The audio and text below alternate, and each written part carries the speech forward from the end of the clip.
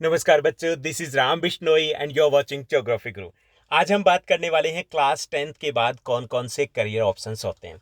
यानी class 10th के पास आपको स्ट्रीम चूज करनी होती है, आपको अपने सब्जेक्ट चूज करने होते हैं।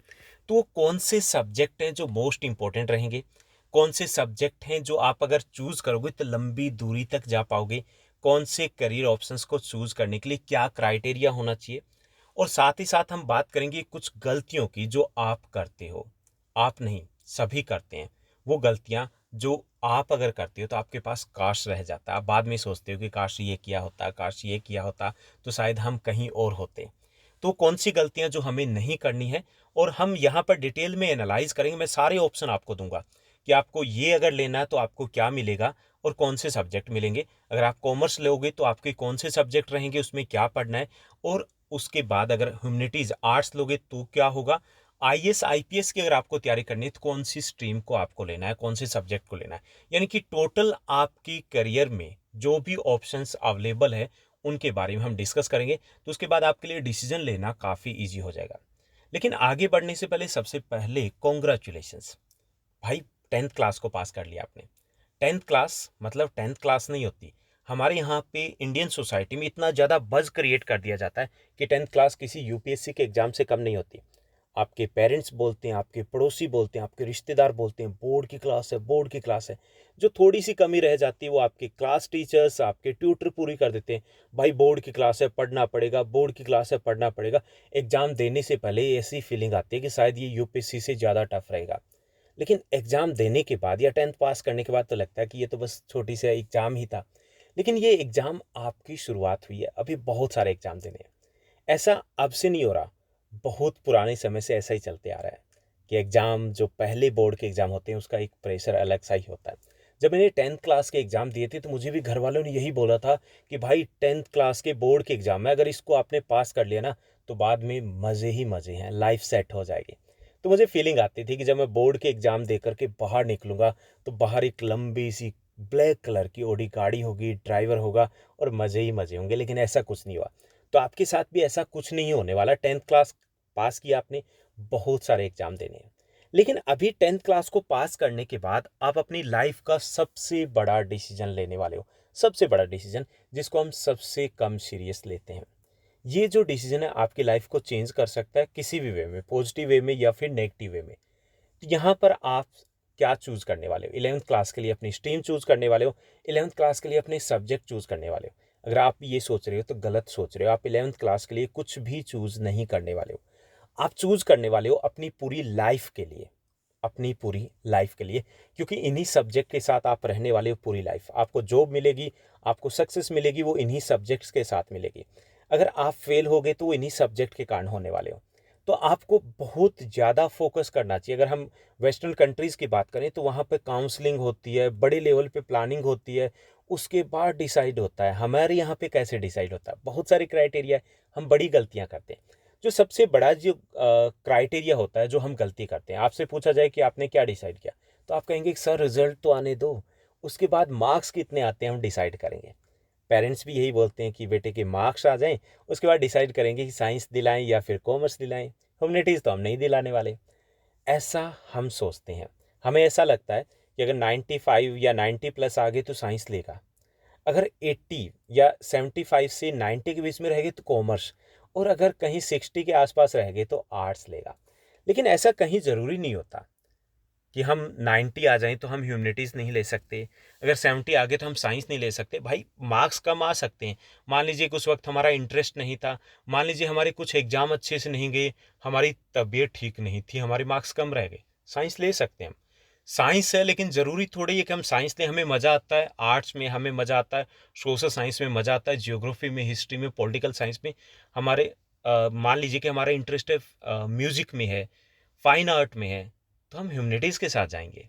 लेकिन हम इतना सोचे कौन, आपको सोचना ही है, कोई और नहीं सोचने वाला। डिसाइड कीजिए, सोचिए आपका इंटरेस्ट किस चीज़ में है। क्योंकि जिस चीज़ में इंटरेस्ट होता है ना, मज़ा आता है। भाई जैसे मुझे टीचिंग में इंटरेस्ट है, तो ये जो टीचिंग में मुझे सैलरी मिली ना, फ्री की मिल रही है मुझे सैलरी, क्योंकि मुझे तो मज़ा आ रहा है। और जिस काम में हमारा इंटरेस्ट होता है, एंजॉय करते हैं, वहाँ मेहनत नहीं लगती, हम टायर्ड फील नहीं करते, मज़े मज़े में काम किए जा रहे हैं। और हमें सक्सेस भी आसानी से मिलती है।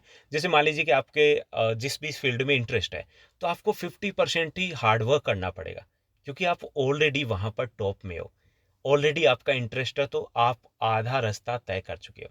तो पहली जो हमें गलती बिल्कुल नहीं करनी है कि आपके मार्क्स डिसाइड करेंगे, मार्क्स डिसाइड नहीं करेंगे, आपका इंटरेस्ट डिसाइड करेगा।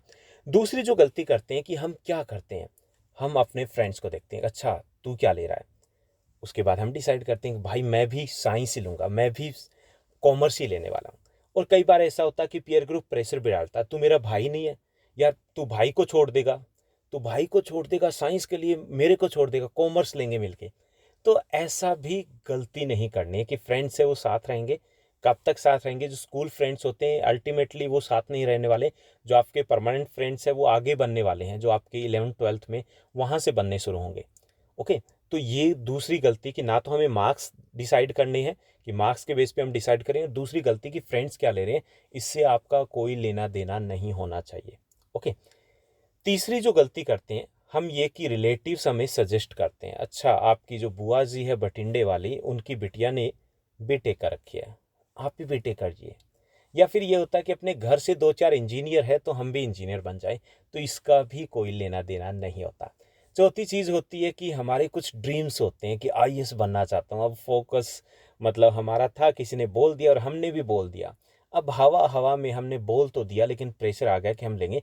या हम डॉक्टर बनना चाहते हैं, तो उसकी फिजिबिलिटीज़ हमें देखनी है, क्या हम प्रैक्टिकली ग्राउंड लेवल पर वहाँ पर हैं, क्या हमारा इंटरेस्ट है। और उसके बाद हमें जैसे गर्ल्स की बात की जाए, या फिर हम ये भी देखते हैं इकोनॉमिक जो हमारा फाइनेंशियल बैकग्राउंड है वो भी देखना होता है कि ट्यूशन्स वगैरह है, उसके लिए हम कितना टाइम दे पाएंगे। काफ़ी सारे बॉयज़ ऐसी भी फैमिली से बिलोंग करते हैं जिनको पार्ट टाइम जॉब करनी पड़ेगी, तो क्या वो ट्यूशन जा पाएंगे? क्या वो ट्यूशन नहीं जा पाएंगे, पार्ट टाइम जॉब के साथ कंटिन्यू कर पाएंगे? जैसे ग्रेजुएशन हो सकता है उनको कंटिन्यू करनी पड़े कॉरेस्पॉन्डेंस से, घर बैठ के वो स्टडी करना चाहें, तो आपको वो सब चीज़ें देखनी है। ओके, ये बिल्कुल भी गलतियां नहीं करनी है कि घर वाले क्या कह रहे हैं, आपके मार्क्स कितने आते हैं, आपके फ्रेंड्स कहाँ जा रहे हैं। आपके ड्रीम्स मतलब फैसिनेटिंग जो ड्रीम्स होते हैं कि हमने सोच लिया बस ऐसे करना है, लेकिन प्रैक्टिकल लेवल पे हम नहीं सोचा। तो चलिए हम देखते हैं आपके पास कौन कौन से करियर ऑप्शंस रहेंगे। तो आपके पास बात करें कि 10th क्लास के बाद जो करियर ऑप्शंस रहते हैं, तो उसमें आपके पास आर्ट्स यानी कि ह्यूमैनिटीज़ होती है। सबसे जो ज़्यादा बच्चे जाते हैं वो इसी ह्यूमैनिटीज़ में जाते हैं, 85% स्टूडेंट्स। ओके, और आम तौर पे जो हमारे पेरेंट्स होते हैं उनको ये लगता है, या रिलेटिव जो होते हैं उनको ये लगता है कि ह्यूमैनिटीज़ मतलब कोई बच्चा ले रहा है तो वो बच्चा पढ़ाई में स्टडी में अच्छा नहीं है। लेकिन यहाँ पर उनको ये भी लगता है कि जॉब भी नहीं है, लेकिन 85% जो जॉब है वो इसी स्ट्रीम में है। ओके, आगे हम साथ साथ बात करेंगे कि क्या क्या है यहाँ पर। कॉमर्स की बात करें तो कॉमर्स में लगभग जो स्टूडेंट्स जाते हैं वो 8 to 9% के आसपास स्टूडेंट्स जाते हैं। ओके, उसके बाद इतनी परसेंट यहाँ पे जो जॉब्स हैं। उसके बाद साइंस की बात की जाए तो साइंस में भी 6-7% के आसपास जॉब्स हैं, और इतने ही स्टूडेंट्स जा रहे हैं। हालांकि पिछले कुछ वर्षों की बात करें तो थोड़ा सा ट्रेंड बढ़ा है, काफ़ी सारे स्टूडेंट्स जाते हैं, कोचिंग इंस्टीट्यूट में जाते हैं, कोचिंग लेते हैं। लेकिन कभी आपने पता अगर किया होगा कि उनमें से कितने डॉक्टर बन पाते हैं, कितने नहीं बन पाते, तो पता लगाने की ज़रूर कोशिश करना जिन्होंने पहले की हो। ओके, और उसके बाद आ जाते हैं आपके कुछ प्रोफेशनल कोर्सेज, और साथ में हम बात करेंगे आईएएस आईपीएस सिविल सर्विसेज की तैयारी के लिए क्या करना होगा आपको। तो हम एक एक करके स्ट्रीम की बात करते हैं। सबसे पहले साइंस स्ट्रीम की बात करेंगे कि 10th के बाद आपके पास पहला जो ऑप्शन होता है वो साइंस स्ट्रीम का होता है। आमतौर पे ये माना जाता है कि जो टॉपर्स बच्चे हैं जिनके 90+ आते हैं मार्क्स, 85+ वाले भी हाथ पैर मार लेते हैं कि वो साइंस स्ट्रीम ही लें। टीचर्स भी आपको बोलते हैं अच्छा आपके 85% आए, साइंस लेना, साइंस ले, भाई यहाँ क्या कर रहा है। ऐसे आपके रिलेटिव्स भी बोलते हैं जिन्होंने खुद 10th क्लास पास की हो। कई बार दूर के रिलेटिव होते हैं जिनकी 8th क्लास में कंपार्टमेंट आ गई, तो वो भी बोलेंगे साइंस ले ले, डॉक्टर बन जा। ओके, हम साइंस ले लेते हैं क्योंकि हमारे मार्क्स आए हैं, इंटरेस्ट हम नहीं देखते। ओके, कई बार हम प्रेशर में भी आ जाते हैं कि जैसे हमने मार्क्स आ गए तो पीयर ग्रुप भी कहेगा कि साइंस ले ले, साइंस ले ले, तो साइंस हम 10th के बाद ले सकते हैं। इसमें कौन से सब्जेक्ट आपको पढ़ने पड़ेंगे? फिजिक्स रहेगा आपके पास, केमिस्ट्री रहेगा, बायो रहेगा, मैथ्स रहेगा। इसमें आपके पास जैसे कुछ स्टेट्स में पीसीएम होता है, पीसीबी होता है, और कुछ स्टेट्स की बात करें तो वहाँ पे पीसीएमबी होता है। यानी कि कुछ स्टेट में पीसीएम होता है जिसको हम नॉन मेडिकल बोलते हैं, यानी फिजिक्स केमिस्ट्री और मैथ्स होता है। कुछ स्टेट्स में फिजिक्स, केमिस्ट्री और बायो होता है जिसको हम मेडिकल बोलते हैं, लेकिन कुछ स्टेट्स में ये PCM भी होता है, यानी कि हमें मैथ्स भी पढ़ना है और बायो भी पढ़ना है। ओके, यहाँ पर आप अच्छे से देखिए कि आपका इंटरेस्ट है या नहीं।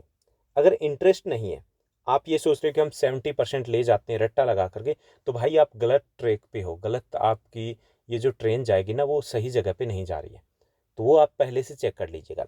दूसरे ये कि यहाँ पर साइंस के बाद स्कोप तो बहुत सारे हैं, आप मेडिकल लाइन में जा सकते हो, बहुत सारे स्कोप्स हैं, आप टीचिंग लाइन में भी आ सकते हो, इसके अलावा अदर गवर्नमेंट जॉब के लिए अप्लाई कर सकते हो, लेकिन जो मेन हमारा टारगेट होता है वो नीट क्रैक करना होता है। मेडिकल लाइन में जाने का मतलब हमें डॉक्टर बनना है, तो वहाँ पर अगर हमारा गवर्नमेंट हॉस्पिटल्स, अगर हम गवर्नमेंट कॉलेज की बात करें, तो गवर्नमेंट कॉलेज में अगर हमारा एडमिशन नहीं होता है तो ये मान के चलिए कि 1 से 1.5 करोड़ रुपए का खर्चा होता है प्राइवेट में अगर हम एडमिशन लेते हैं।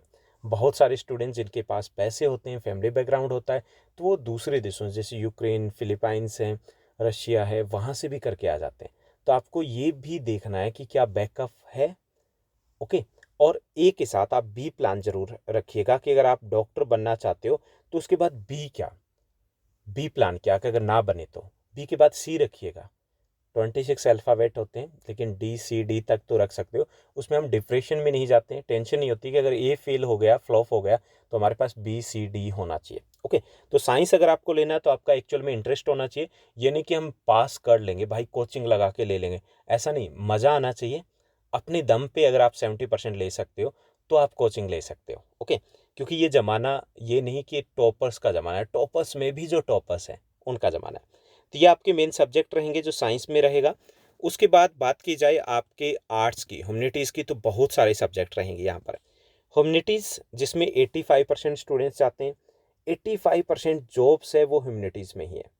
आमतौर पे ये समझा जाता है कि जो बच्चे स्टडी में थोड़े वीक होते हैं वो ह्यूमैनिटीज़ की तरफ जाते हैं, आर्ट्स की तरफ जाते हैं, लेकिन ऐसा बिल्कुल नहीं है। शहरों में या फिर जहाँ पर एजुकेशन काफ़ी ज़्यादा क्वालिटी एजुकेशन है, तो वहाँ पर ट्रेंड आ रहा है कि नहीं, टॉपर्स बच्चे भी जाएंगे, इंटरेस्ट के अकॉर्डिंग भी जाएंगे। और यहाँ पर ये है कि अगर आपका इंटरेस्ट है तो आप इंटरेस्ट के अकॉर्डिंग ज़रूरी मैटर नहीं करता है कि आपके 45% है, मैटर नहीं करता है कि आपके 50% है, बस एक जुनून होना चाहिए, इंटरेस्ट होना चाहिए, हम कामयाब हो सकते हैं। यहाँ पे आपके पास बहुत सारे सब्जेक्ट्स मिलेंगे। अगर हम स्कोप की बात करें तो सब कुछ A to Z जॉब आपको ह्यूमैनिटीज़ से मिल सकती है। A to Z जॉब यानी कि आप डॉक्टर्स तो नहीं बन सकते, लेकिन एटलीस्ट आप वहाँ पर काउंसलर जरूर बन सकते हो इसी आर्ट्स ह्यूमैनिटी से। बाकी सभी जॉब में भी आप जा सकते हो ह्यूमैनिटी से। ओके, तो यहाँ पे हम डिटेल में नहीं डिस्कस करें क्योंकि उसके लिए हमें 1 1.5 2 घंटे अलग से चाहिए, किसी और दिन हम डिस्कस करेंगे। तो यहाँ पर आप सब्जेक्ट पढ़ोगे history, geography, pol science, political science, English, economics, या इनके अलावा भी बहुत सारे सब्जेक्ट हैं जैसे psychology, sociology, physical education, fine art, literature. तो ये आपके सब्जेक्ट रहेंगे यहाँ पर। ओके, इनके अलावा भी बहुत सारे सब्जेक्ट है। यहाँ पर सब्जेक्ट्स की बात की जाए तो मोर देन 100 सब्जेक्ट आपके पास है, लेकिन जो मेनली सब्जेक्ट आपके पास रहेंगे वो ये ही रहने वाले हैं। इसमें से अगर बेस्ट कम्बिनेशन की बात की जाए कि आपको आर्ट्स लेना और आर्ट्स में कौन से सब्जेक्ट लिए जाएँ, तो सबसे इम्पोर्टेंट जो सब्जेक्ट रहेगा वो रहेगा ज्योग्राफी। ज्योग्राफी अगर आप ले लेते हो, इट मीन्स दैट आप गवर्नमेंट जॉब की प्रिपरेशन कर रहे हो, आप IAS की प्रिपरेशन कर रहे हो या IPS की कर रहे हो, तो आप 5% बाकी बच्चों से आगे रहोगे। 5% बहुत हो जाते हैं, क्योंकि जियो ऐसा सब्जेक्ट है जो टेक्निकल सब्जेक्ट है, हैवी वेट सब्जेक्ट है, समझना पड़ेगा। लेकिन अगर नहीं समझ लिया तो इससे रिलेटेड जो जीके के क्वेश्चन होते हैं वो सेल्फ स्टडी वाला कोई नहीं कर सकता, आप उनसे एडवांटेज में रहोगे। दूसरा ये कि जिसको जियोग्राफी अच्छी होती है, इट मीन्स दैट उसकी हिस्ट्री, पॉलिटिकल साइंस, इकोनॉमिक्स अच्छी हो जाती है, यानी कि उसने अब बाकी सब्जेक्ट अगर नहीं पढ़े तो भी वो एडवांटेज उसके पास रहने वाला है। जियो के साथ आप कम्बिनेशन जो सेट कर सकते हो हिस्ट्री का या फिर पोल साइंस का, ये बेस्ट कम्बिनेशन रहेगा कि जियो प्लस हिस्ट्री या जियो प्लस पोल साइंस। कुछ स्कूल्स में अगर जियो अवेलेबल नहीं है तो आप हिस्ट्री, पोल साइंस दूसरे ऑप्शन की तरफ जा सकते हो। ओके, उसके साथ साथ जियो प्लस इकोनॉमिक्स का भी ऑप्शन होता है, काफ़ी सारे स्टूडेंट्स इसके साथ जाते हैं। ह्यूमैनिटीज़ में कुछ बच्चे जिनका मैथ्स में इंटरेस्ट है लेकिन साइंस में इंटरेस्ट नहीं है, तो वो मैथ्स भी ले सकते हैं, जियो प्लस मैथ्स ले सकते हैं, मैथ्स प्लस इको भी ले सकते हैं। इसके अलावा आपका कोई स्पेसिफिक इंटरेस्ट है, जैसे म्यूजिक में है, फाइन आर्ट में, आपकी आर्ट बहुत अच्छी है, तो उस टाइप के सब्जेक्ट भी ले सकते हो। साइकोलॉजी का भी स्कोप है, तो वो अलग से ले सकते हो, ठीक है। लेकिन आपको गवर्नमेंट जॉब की अगर प्रिपरेशन करनी है, जनरल सब्जेक्ट है, तो आप जियो प्लस हिस्ट्री, जियो प्लस पोल साइंस या फिर जियो प्लस इको इन कॉम्बिनेशन के साथ जाओगे। जियो नहीं है तो हिस्ट्री प्लस पोल साइंस आपका दूसरा सबसे इम्पोर्टेंट कॉम्बिनेशन रहेगा। अगर आपका स्पेसिफिक इंटरेस्ट नहीं है तो आप इन्हीं सब्जेक्ट के साथ जाने वाले हो। अब कई स्कूलों में क्या करते हैं, आपको गाइड किया जाएगा कि ऐसे करो आपके परसेंटेज बन जाएंगे। आप हिंदी इंग्लिश तो कंपलसरी है ह्यूमनिटीज़ में, उसके बाद ऐसे करो आप एक पोल साइंस ले लो, एक फाइन आर्ट दे देते हैं, एक आपको म्यूजिक दे देते हैं, एक आपको फिजिकल एजुकेशन देते हैं, सारे ही प्रैक्टिकल के सब्जेक्ट दे देते हैं। भाई वहाँ पर आपका बेस नहीं बनेगा, गवर्नमेंट जॉब पे जाने से पहले यहाँ पर आपका रायता फैल जाएगा। तो हमें हल्के सब्जेक्ट अगर लेना है, फिफ्थ सब्जेक्ट जैसे फिजिकल ले लिया आपने, उर्दू संस्कृत ले लिया, फाइन आर्ट ले लिया, तो वो हमारा स्कोरिंग के लिए होता है, क्योंकि हम ग्रेजुएशन में जाएंगे तो हमें जो सब्जेक्ट ऑफर किए जाएंगे वो एक कम हो जाएगा। तो यहाँ पर इसीलिए क्या करना है, हमें दो अच्छे सब्जेक्ट चूज़ करने हैं। अच्छे सब्जेक्ट लोगे तो आप आगे जाओगे। यहाँ पे सब्जेक्ट अगर अच्छे नहीं लिए ह्यूमनिटीज़ में तो गड़बड़ हो जाएगी। उसके बाद जो तीसरी स्ट्रीम आपके पास रहेगी, जिसके ऑप्शन आपके पास रहेंगे, वो रहेंगे कि 10th के बाद आप कॉमर्स में जा सकते हो। ओके, कॉमर्स स्ट्रीम जो रहेगी, उसमें कॉमर्स स्ट्रीम में कौन से स्टूडेंट्स आते हैं जिनको बिजनेस करना है, एमबीए करना है, okay, master of business administration, वहाँ पर आपको जाना है। बैंकिंग लाइन में जाना है तो यहाँ पे थोड़ा एडवांटेज रहेगा। खुद का अपना बिजनेस संभालना है, सेटअप करना है, तो वो सब कुछ कॉमर्स में जाते हैं। इसके अलावा सीए सीएस भी दो अपॉर्चुनिटीज़ होती है, चार्टेड अकाउंटेंट होते हैं। इसके साथ साथ जो कंपनी सेक्रेटरीशिप होती है उसके लिए आप अगर ट्राई करना चाहते हो तो इसमें टॉप जो जॉब होती है वो सीए की होती है। आप 12th के बाद या फिर ग्रेजुएशन बीकॉम के बाद सीए के लिए तैयारी कर सकते हो, यानी कि 12th के साथ ही करनी होगी। तो आप अगर सीए के लिए जाते हो तो ये प्राइवेट जॉब रहेगी, लेकिन आपके पास 40,000 से लेकर के 4 5 10 15 लाख तक की जॉब हो जाएगी। बहुत अच्छी जॉब है। रिजल्ट इसका 2% रहता है सीए का, लेकिन अगर आपने ठान लिया तो आप कर डालोगे। ओके, तो ये बहुत सारे ऑप्शंस रहेंगे, यानी कि आपको बिजनेस करना है, आपको मार्केटिंग में जाना है, आपको मैनेजमेंट में जाना है, आपको बैंकिंग में जाना है, तो उनमें आपके लिए बेस्ट रहेगा कॉमर्स। ओके, इसके साथ आप जा सकते हो, टीचिंग लाइन में भी जा सकते हो इन्हीं सब्जेक्ट की। यहाँ पे आपके सब्जेक्ट रहेंगे economics, accountancy, business studies, mathematics और इंग्लिश। ओके, इंग्लिश तो रहना ही है। तो यहाँ पर आपके पास जैसे मैथ्स और इको में से आप कोई एक सब्जेक्ट ले सकते हो। जिनका थोड़ा मैथ्स के साथ ज़्यादा अच्छी नहीं पड़ती है तो क्या करते हैं, वो इकोनॉमिक्स के साथ जाते हैं। इकोनॉमिक्स में जनरल मैथमेटिक्स होता है, कैलकुलेशन होता है, मीन मीडियन मोड होते हैं। ओके, तो आपको देखना है अकाउंटेंसी और बिजनेस तो आपके रहेंगे ही, इको और मैथ्स में से कोई एक सब्जेक्ट आप ले सकते हो। ये आपके पास इंटरनल चॉइसेस अवेलेबल होगी। तो ये आपका कॉमर्स रहेगा। तो आपको डिसाइड करना है कि कॉमर्स में कहाँ जाना है, तो उसी के अकॉर्डिंग आप देखोगे। उसके बाद यहाँ पे एक और चीज़ मैं बता दूं कि ह्यूमनिटीज़ में आप सेल्फ स्टडी से कर सकते हो, ट्यूशन्स की ज़रूरत नहीं पड़ेगी। यहाँ पर आपको अकाउंटेंसी की ट्यूशन्स की ज़रूरत पड़ेगी। अगर आपका बहुत अच्छा मैथ्स ले लिया तो भी ट्यूशन्स की हो सकता है आपको ज़रूरत पड़े, और इको में भी लिटिल बिट पढ़ सकते हैं, लेकिन अकाउंटेंसी में बहुत सारी प्रैक्टिस की ज़रूरत होती है। तो ये भी आपको ध्यान में रखना है कि अगर आपको ट्यूशन्स को अवॉइड करना है तो आप ह्यूमनिटीज़ के साथ जाओगे। और यहाँ पर इस सब्जेक्ट में बहुत सारे बच्चे हैं जो ट्यूशन्स को अवॉइड कर देते हैं। ऑनलाइन मटेरियल अवेलेबल है, लेकिन थोड़ा सा आपको प्रैक्टिस करनी पड़ेगी, साइंस से कम लेकिन ह्यूमनिटीज़ से थोड़ी ज़्यादा। उसके बाद जो फोर्थ आपके पास ऑप्शंस अवेलेबल होगा वो होगा फोर्थ और फिफ्थ, कि 10th के बाद आप पॉलिटेक्निक कोर्सेज कर सकते हो। आपके आस पड़ोस में ज़रूर किसी ने पॉलिटेक्निक की होगी। पॉलिटेक्निक का मतलब होता है मिड लेवल के जो एम्प्लॉयर होते हैं, कारखानों में, फैक्ट्री में काम करते हैं, इंडस्ट्रीज में काम करते हैं, वो जनरेट यहीं से होते हैं। ओके, उनको ट्रेंड किया जाता है किसके लिए, मिड लेवल के जो वर्कर्स होते हैं, यानी कि नीचे जो वर्क करते हैं, लेबर करते हैं, उनसे थोड़े ऊपर वाले। तो यहाँ पर आप 10th के बाद ये कर सकते हो, लेकिन एक तरीके से उसके बाद आप हो सकता है बीटेक करो, लेकिन ज़्यादातर चांसेस ये होते हैं कि उसके बाद आपको तुरंत जॉब मिल जाएगी, लेकिन बहुत ऊपर जाने के रास्ते हैं वो ब्लॉक हो जाते हैं, हम वहीं रह जाते हैं पूरी लाइफ के लिए। सेम आईटीआई है। आईटीआई मतलब इंडस्ट्रियल वर्कर्स, कारखानों में काम करने के लिए जो वर्कर्स चाहिए उन्हें, ट्रेंड वर्कर, दो टाइप के आप पढ़ चुके हो पहले कि स्किल्ड होते हैं, अनस्किल्ड होते हैं, ट्रेंड होते हैं, कुशल और अकुशल होते हैं। तो ये कुशल वर्कर्स होते हैं। सैलरी ठीक ठाक सी होती है, ज़्यादा नहीं होती, लेकिन आपको तुरंत जॉब चाहिए, रिक्वायरमेंट है कि आपको जॉब ही करनी है किसी तरीके से। तो आप 10th के बाद तुरंत आईटीआई कर सकते हो, उसके बाद जॉब कर सकते हो, लेकिन दोनों में ही आप ऊपर नहीं जाओगे, यानी कि यहीं पर आपको एक जॉब मिल जाएगी, लेकिन बहुत अच्छी जॉब नहीं मिल पाएगी, आगे जाने के रास्ते ब्लॉक हो जाते हैं। उसके बाद जो आपका एक और क्वेश्चन कि आपको आगे चल के आईएएस या आईपीएस बनना है तो कौन से सब्जेक्ट बेस्ट रहेंगे, और इसके साथ साथ एक और क्वेश्चन होता है कि कौन सी स्ट्रीम बेस्ट है। स्ट्रीम सभी बेस्ट होती है, जॉब अपॉर्चुनिटीज सभी में उतनी है जितने लोग होते हैं, यानी कि जिसकी जॉब के चांसेस जहाँ पर ज़्यादा जिस स्ट्रीम में, तो लोग भी ज़्यादा आते हैं, स्टूडेंट्स भी ज़्यादा आते हैं। ओके, तो आपके इंटरेस्ट के अकॉर्डिंग वो स्ट्रीम बेस्ट होती है। ऐसा नहीं कि साइंस है बेस्ट है, अगर इंटरेस्ट नहीं है तो साइंस आपके लिए बेस्ट नहीं है। ह्यूमैनिटीज़ है बेस्ट है, अगर आपका इंटरेस्ट है नहीं है तो वो बेस्ट नहीं है, चाहे आपके 95% मार्क्स हो। ओके, तो यहीं पे बात करते हैं हम कि आईएएस और आईपीएस के लिए कौन से सब्जेक्ट बेस्ट रहेंगे। क्योंकि आईएएस और आईपीएस के लिए आपको अगर तैयारी करनी है तो दो आपको सब्जेक्ट चूज़ करने होंगे आगे चल के। ओके, तो दो जो आपके इलेक्टिव सब्जेक्ट होंगे वो अभी से अगर प्लानिंग के साथ चलोगे तो अभी हो पाएगा। तो यहाँ पर वैसे तो आप अगर साइंस स्ट्रीम से हो, कॉमर्स से हो, ह्यूमैनिटीज़ से हो, किसी से भी हो, आप आईएएस आईपीएस सिविल सर्विस के एग्ज़ाम दे सकते हो और क्रैक भी कर सकते हो। लेकिन यहाँ पर क्या होता है कि आपका एक प्री एग्ज़ाम होगा, ठीक है, उसके बाद आप मेंस में जाते हो। प्री के बाद आपका मेंस होता है। जो प्री एग्ज़ाम होता है उसमें आपके होते हैं जनरल नॉलेज, आपके करंट अफेयर्स होते हैं। अब जनरल नॉलेज में क्या होता है, history, geography, pol science, economics. Current affairs में क्या होता है, यही सब्जेक्ट होते हैं।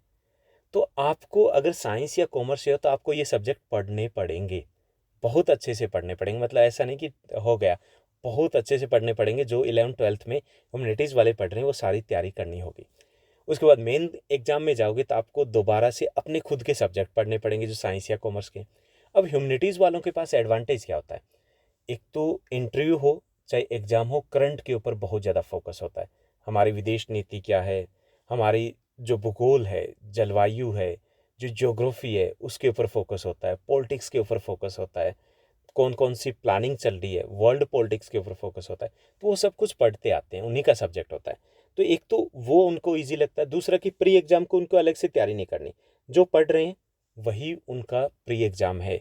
उसके बाद जो प्री एग्ज़ाम में तैयारी की वही मेंस में काम आएगी, क्योंकि वही सब्जेक्ट उनके मेंस में रहने वाले। तो यहाँ पर 40% कम मेहनत लगती है जो आईएएस या फिर आईपीएस की तैयारी करते हैं, सिविल सर्विस की तैयारी करते हैं।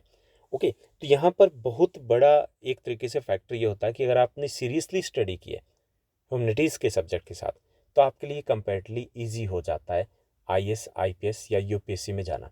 ओके, तो ये था आपका करियर ऑप्शंस कि आप कौन से सब्जेक्ट ले सकते हो। उम्मीद करता हूँ आपके कंसेप्ट क्लियर हो गए होंगे। अगर आपको सब कुछ अच्छे समझ में आया और फिर भी आपके अगर कोई डाउट भी रहते हैं तो आप कमेंट करके मुझे ज़रूर बताइएगा। आज के लिए बस इतना ही। Thank you, bye bye, have a nice day.